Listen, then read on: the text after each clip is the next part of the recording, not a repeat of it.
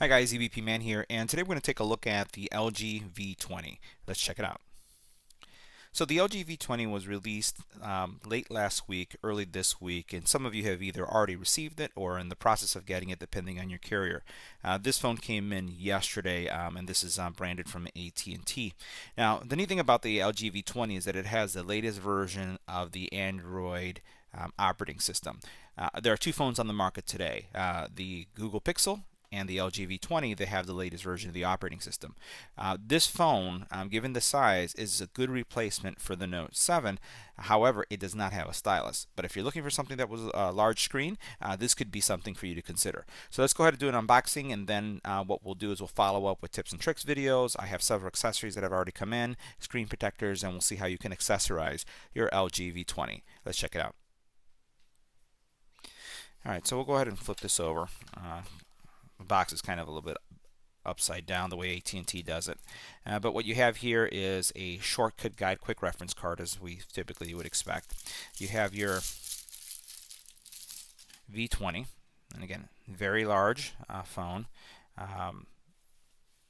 Dual camera, and we'll look at some of the specs in a couple seconds. You have some safety information. Removable battery, that's a plus right now. You have a USB-C charging cable, as well as a fast charger for the USB charging cable, and that's pretty much it. Now, to insert your battery, what you're going to do is remove the back cover. Now, previous phones of this type had kind of like a little notch on the side that you could just put your fingernail on and it would pop up. It was kind of like a plasticky cover. This one, in order to open it, you push the button here and it kind of opens up like that. Now, once it's open, all we'll have to do now is insert the battery. Now, inserting the battery is pretty easy. All you do is you just put it into place like this. One thing I wanted to highlight is you do have a fingerprint sensor right here, but then right here, as you'll notice, you have your SIM card for your carrier, but at the same time, this is a dual card slot. So this is where you'd put your memory card as well. So it does have expandable memory. You just slap it in right here, and on the bottom, you'll have your SIM card for your cellular carrier. Now, powering up the phone is a pretty straightforward process, but one of the things I want to highlight is that you do only have a volume rocker on this side, and there's no power button anywhere else. Remember, this is the eject button for the case. So the fingerprint sensor here serves two purposes. Not only is it your fingerprint sensor, but it's also your power button. So what we're going to do is I'm just going to rest my finger here, press and hold, and wait for it to power up. So I've already gotten some feedback as I pressed it. You feel like a vibration, and then it's going to start up. And you can see it'll go through the setup process. And we'll look at the setup process, since this is a newer version of Android, just to see what we can expect. You know, outside of the standard co-branding that we see here from LG and then Android on the bottom.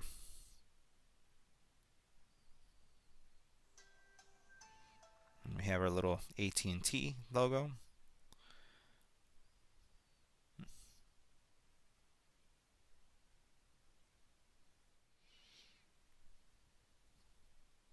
So here's our setup process, and you can see, we'll get a little bit closer right here.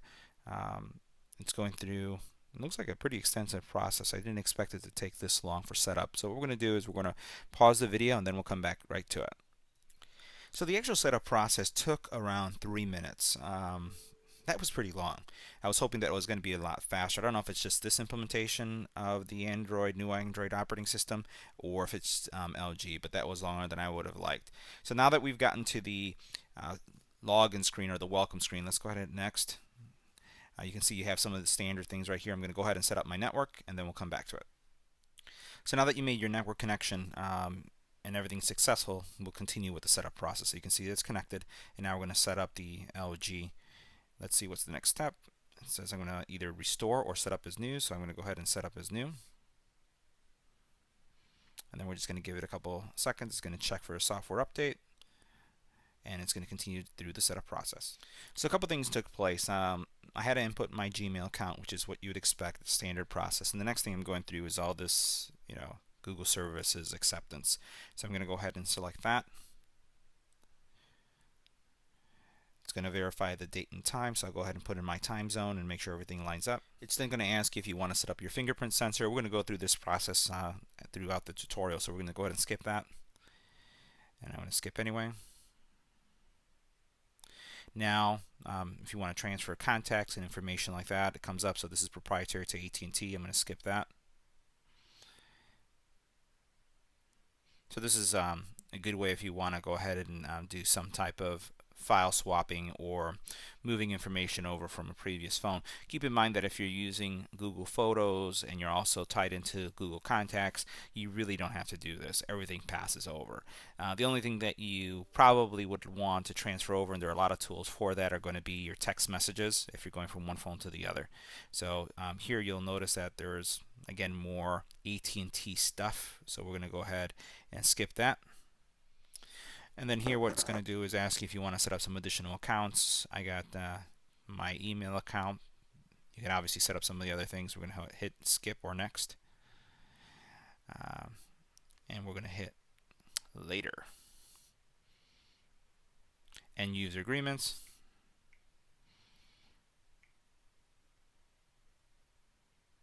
And we're going to just do those two and then hit next.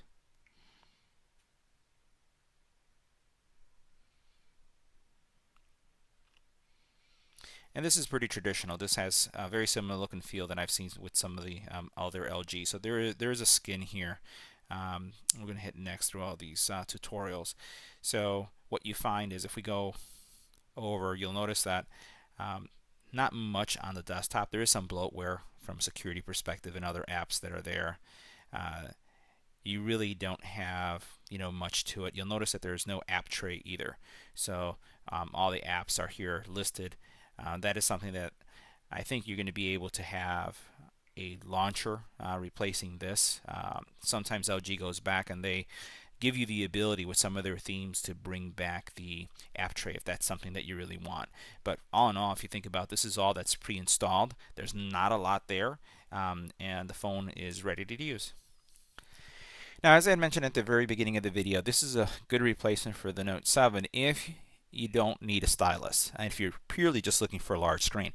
It's a 5.7-inch screen, which is larger than the Google Pixel, larger than the Samsung Galaxy S7 Edge, and larger than the iPhone, which are all 5.5. It does have a 2560 by 1440 resolution, so that's going to give you some really nice clarity. And it does have 515 ppi, which is how many pixels you'll find per inch, and that's going to impact like the clarity of the images, how clean the text looks, and it's actually higher than the iPhone, which is only rated at 401. It's running Android 7 Nougat. It's the latest version of Android. So when you think about the Galaxy or the Note, that was running Marshmallow, which was version 6. So this is the newest version. Now the Google Pixel has version 7.1. So being that it's a Google phone, it's just a .1 release newer than this. But Nougat 7.0 is good. You have a 16 megapixel camera in the back, so you have 16 megapixel compared to a 12 megapixel camera on all the phones that are on the market today. And as you notice, it does have a dual lens camera, which the second lens is an 8 megapixel wide. The front facing camera is 5 megapixel, which is a little bit smaller really if you compare that to the Google Pixel and then also to the iPhone. The Pixel has 8, the iPhone has 7, but this is pretty much in line with what you find with the Samsung Galaxy line.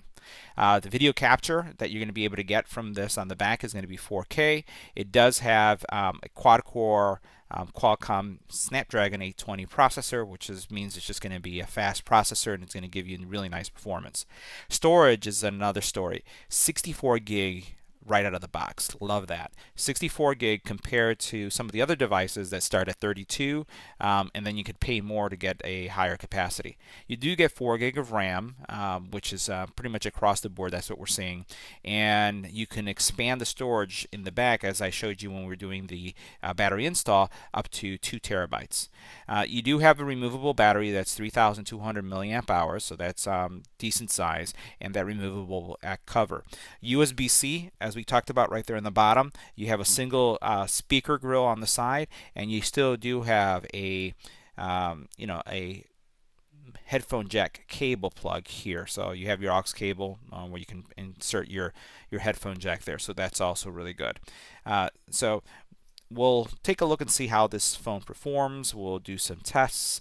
I'll check GPS, and then I'll report back on the channel how things work. But like I said, we have several accessories that we're going to be reviewing, screen protectors as well, and I'll place them in the channel in the days to come.